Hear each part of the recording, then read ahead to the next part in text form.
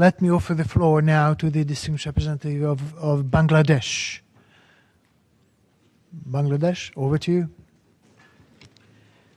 Thank you, Mr. Co-Chair. Mr. Co-Chair, let me begin by aligning myself with the statement made by Fiji on behalf of G77 in China and Benin on behalf of the least developed countries. We would also like to thank the keynote speakers for their informative and thought-provoking presentation this morning and the afternoon. Mr. Co-Chair, it is evident that urbanization is a significant demographic phenomenon that needs to be well managed as we look towards global development agenda beyond 2015.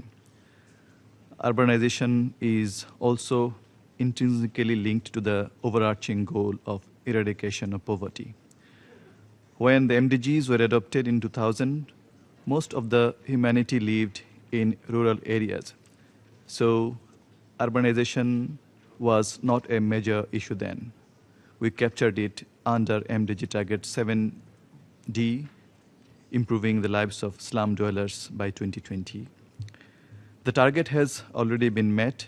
Nevertheless, 33% of the total urban population in the developing countries still live in slums with stark inequalities and deprivation of basic amenities of life.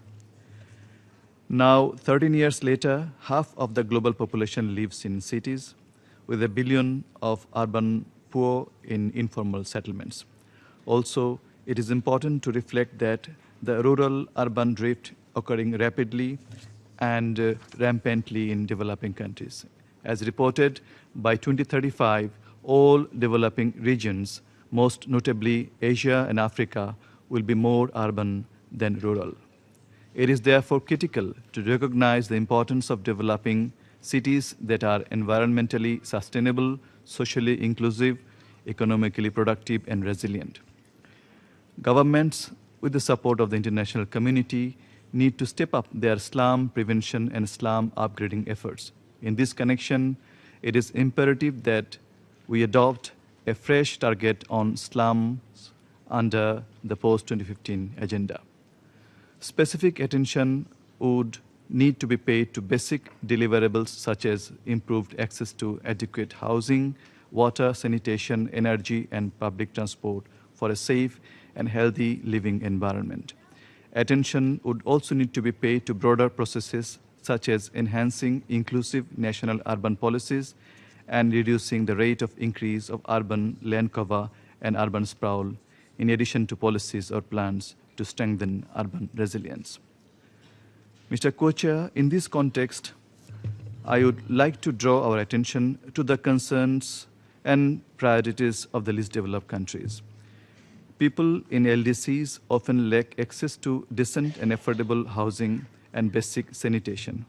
The lacks of basic services pose a continuous health threat also, given the structural constraints, low technical and financial capacity, and multiple vulnerabilities. Least developed countries often bear a disproportionately heavy impact of natural and human-induced hazards and face the most daunting reconstruction challenges.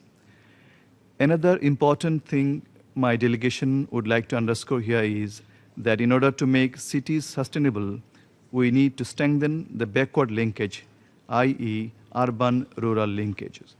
Increased efforts are needed to promote sustainable and integrated rural and urban development and to strengthen urban-rural linkages.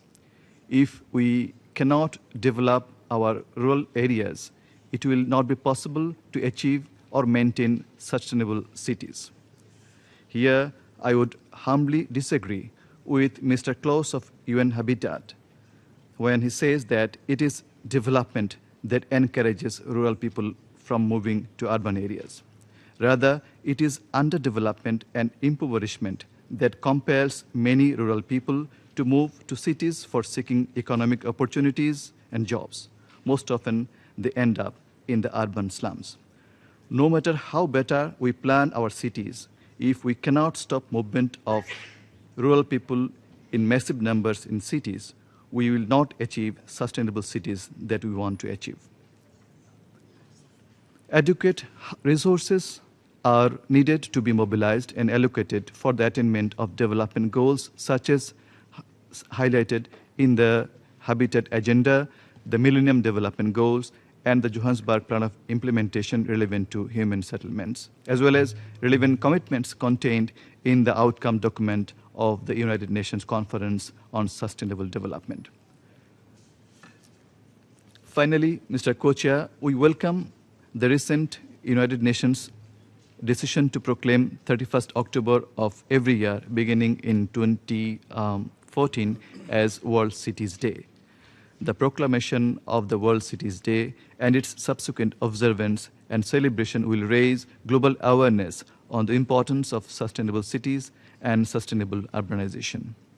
In the same vein, we would support a goal or sub-goal and some targets in this area, underpinning sustainable development in both urban and rural areas. I thank you. I thank the distinguished representative of Bangladesh and thank for his concrete suggestions as well.